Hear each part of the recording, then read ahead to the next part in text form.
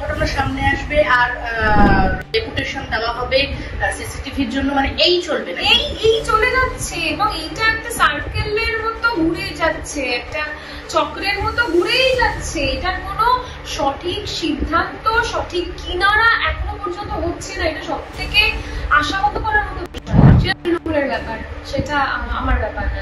Suspension তুলবে কি তুলবে সেটা তৃণমূল বুঝবে। আমি যেটা বুঝতে পারি সেটা বলবো। আমি বুঝতে পারি যে যাদবপুর বিশ্ববিদ্যালয়ের বুকে এতগুলো আন্দোলন হওয়ার পরও কোনো কাজের কাজ কিচ্ছু হয়। বাম আন্দোলনকে প্রতিহত করার মতো সংঘবদ্ধ মানসিকতা সেটা কি আমাদের নেই? এটা প্রশ্ন উঠছে আমার মনে। বারবার এই প্রশ্নটা উঠেছিল, এখনো উঠছে। সেটা কি আমাদের নেই? তাদের আইনজীবীর পেছনে লাখ লাখ টাকা ঢালা হচ্ছে। কারা ঢালছে? সব কিন্তু আমাদের নলেজের মধ্যে রয়েছে। কারা ঢালছে? আমার মনে হয় যারা ঢালছে তাদের কোথাও না কোথাও কোনো না কোনো স্ট্রং শক্তি রয়েছে, তাদের পিছনে একটা স্ট্রং শক্তি। কেন আলোচনা করতে যাবে টিকিট নিয়ে? আমি কে? আমার সাথে আলোচনা করে দেবে, টিকিট আমাকে দেবে, এটা এই উচ্চাকাঙ্ক্ষা আমার। আসলে তোরা জানিয়েছিল স্পষ্ট যে এই শর্ট ফিল্মটা করার জন্য, শর্ট ফিল্মটা করেছিলাম বলে সাসপেন্ডেড হয়েছিল, এটা স্পষ্ট জানিয়ে দিচ্ছিল। আমার কিছু ব্যক্তিগত এথিক্স রয়েছে, আমি যে এথিক্সের বাইরে যাবো না। মানে একসময় তিনি তৃণমূলের হয়ে গলা ফাটাতেন, তৃণমূল নেত্রী হিসেবে বেশ পরিচিতি মিলেছিল অল্প বয়সে, বা বলা যায় রাজনীতির শুরুতে।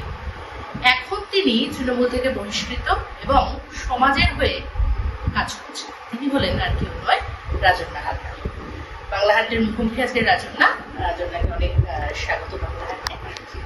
প্রথমেই তোমার কাছ থেকে যেটা জানতে চাইবো যে একদম শুরুতে যে গতকাল যে ঘটনা ঘটেছে যাদবপুর ইউনিভার্সিটিতে, তুমি যেহেতু ছিলে দায়িত্বপ্রাপ্ত কর্মী শ্রীমতিরা হিসেবে ওখানে তুমি সংগঠন দেখতে, তো সেক্ষেত্রে তখনও এই ধরনের ঘটনা তোমার সময় স্বপ্নদ্বীপের ক্ষেত্রে হয়েছিল।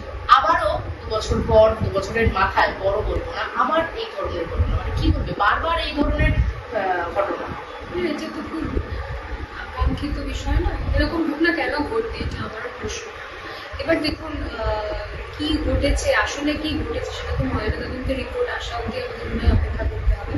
আমি এখনো পর্যন্ত ময়নাতদন্তের রিপোর্টটা পড়িনি বা আমি দেখিনি, তো সেটা যখন প্রকাশিত হবে তারপর বোঝা যাবে এক্স্যাক্টলি কি ঘটেছে। আরো একটা মাধ্যম রয়েছে যেটাতে বোঝা যেত যে কি ঘটেছিল, সেটা হচ্ছে সিসিটিভি, যেটা নিয়ে আমরা একটা মুভমেন্ট করেছিলাম। অনেকে অনেক রকম ভাবে সেই মুভমেন্টটা করেছিল। কেউ আমাদের ছাত্র পরিষদের, কেউ হাইকোর্টে গিয়েছিল। দলের নির্দেশ ছিল কি ছিল না আমি জানি না। আমরা যেরকম সিসিটিভি লাগাতে হবে বলে ডেপুটেশন জমা দিয়েছিলেন এবং তারপরে সিসিটিভি লাগানো হয়েছিল গেটগুলিতে এবং কয়েকটি, মানে যেখানে 70টা সিসিটিভি লাগানোর কথা ক্যাম্পাস জুড়ে, সেখানে লাগানো না সম্পূর্ণ লাগানো হয়নি, সেই প্রক্রিয়া সম্পূর্ণ শেষ হয়নি। এবং আউটপোস্ট, এটাও গুরুত্বপূর্ণ, একদমই আউটপোস্ট। তো তাহলে সিসিটিভি থাকলে হয়তো আজকে বোঝা যেত অন্তত কি ঘটেছিল তার সঙ্গে। তবে আমার খুবই খারাপ লাগছে সেই পরিবারের জন্য। আমি তাদের প্রতি আমার সমবেদনা, এরকম ঘটনা আকাঙ্ক্ষিত বিষয় নয় যাদবপুর বিশ্ববিদ্যালয়ের। মানে ওই আউটপোস্টটা। এবং সব থেকে গুরুত্বপূর্ণ বিষয় যে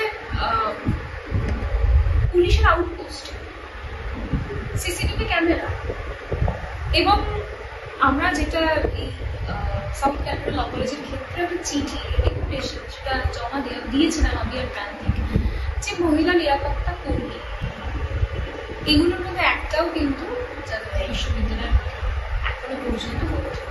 এই ঘটনার পরে ছাত্র পরিষদের সভাপতি জৈনাপুর ভট্টাচার্য এই ডেপুটেশন জমা দিয়েছে। তবে এই ডেপুটেশন তুমিও দিয়েছিলে, মানে কতটা কাজ হবে, মানে কেনই বা কাজ হবে না, মানে এই প্রশ্নের উত্তর পেতে পেতে যাদবপুর বিশ্ববিদ্যালয়ের 5 বছরের ডিগ্রি কোর্স শেষ হয়ে যায়। মানে আমি যতদূর দেখেছি, মানে এরকম একটা মৃত্যুর ঘটনা সামনে আসবে আর ডেপুটেশন পারমিশন দেওয়া হবে সিসিটিভির জন্য, মানে এই চলবে না, এই চলে যাচ্ছে এবং এইটা একটা সার্কেলের মতো ঘুরে যাচ্ছে, একটা চক্রের মতো ঘুরেই যাচ্ছে। এটার কোনো সঠিক সিদ্ধান্ত, সঠিক কিনারা এখনো পর্যন্ত হচ্ছে না। এটা সব থেকে আশাহত করার মতো বিষয়। আজকে স্বপ্নদ্বীপের ঘটনার পর এতগুলো মাস, বছর পেরিয়ে গেল, মাস তো দূরের কথা, বছর পেরিয়ে গেল, স্বপ্নদ্বীপের বিচারের কি হলো? স্বপ্নদ্বীপ কি বিচার পেয়ে উঠলো এখনো পর্যন্ত? ইনফ্যাক্ট আমি এটা শুনেছি যে স্বপ্নদ্বীপের ঘটনার যারা ঘটিয়েছিল, যাদের বিরুদ্ধে আঙুল তোলা হয়েছিল, যারা অ্যাকিউজড, তাদের আইনজীবীর পেছনে লাখ লাখ টাকা ঢালা হচ্ছে। কারা ঢালছে? সব কিন্তু আমাদের নলেজের মধ্যে রয়েছে। কারা ঢালছে কি মনে হয়? আমার মনে হয় যারা ঢালছে তাদের কোথাও না কোথাও কোনো না কোনো স্ট্রং শক্তি রয়েছে, তাদের পিছনে একটা স্ট্রং শক্তি রয়েছে। মানে তার আইনজীবীর পেছনে লাখ লাখ টাকা ঢালতে পারে কি? মানে যারা অ্যাকিউজ তাদের কথা বলছে। আর স্বপ্নদ্বীপের কেসটার কি হলো? কি কোথায় এসে দাঁড়ালাম আমরা? কি এখনো সুবিচার পেলাম? আমরা সবাই তিলোত্তমার জন্য সুবিচারের আওয়াজ তুলেছি, আর হাজারবার তোলা উচিত, কিন্তু স্বপ্নদ্বীপের কেসের কি হলো? স্বপ্নদ্বীপের জন্য কেউ আওয়াজ তুলছে না কেন? স্বপ্নদ্বীপ কোথায় হারিয়ে গেল? তুমি এখন সাসপেন্ড তৃণমূল থেকে, তো আগামী দিনে আবার মানে সাসপেনশন তুলে দিলে আবার তৃণমূলে যাবে নিশ্চয়ই।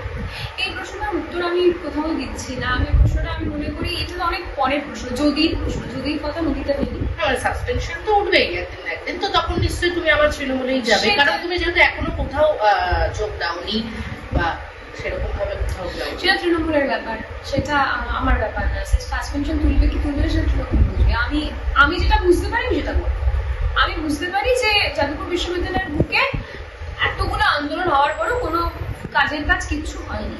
কাজের কাজ হলে আজকে আবার এরকম ঘটনা ঘটলো, কিভাবে ঘটলো সেটা দেখা গেল না, সেটা জানা গেল না। তাহলে কি তোমাদের মানে যারা ছাত্র পরিষদ বলো বা তৃণমূল ছাত্র পরিষদ থেকে যে আন্দোলনগুলো হচ্ছে, সেই আন্দোলনে কোথাও গলদ থাকছে? মানে সেই চার্মটা বোধহয় থাকছে না আন্দোলনে, সেই জন্যই হচ্ছে না।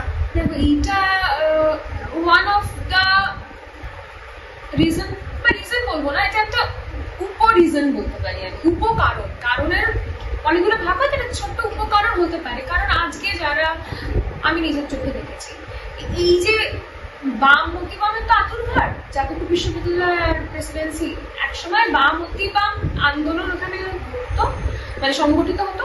আর এখন বাম মতিবাম আন্দোলনগুলো কি হয়ে গেছে, এই র্যাগিং, শ্লীলতাহানি, এরকম অনেক অনেক মোড় নিয়ে নিয়েছে।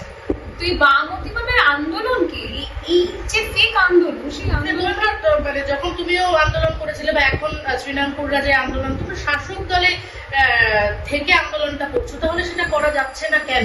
সেটাই যাদবপুরকে কেন নেওয়া গেল? বাম মতিবাম আন্দোলনকে প্রতিহত করার মতো সংঘবদ্ধ মানসিকতা, সেটা কি আমাদের নেই? এই প্রশ্ন উঠেছিল আমার মনে, বারবার এই প্রশ্নটা উঠেছিল, এখনো উঠছে। সেটা কি আমাদের নেই? তাহলে আমরা কি পারছি না? আমরা কি পারলাম না?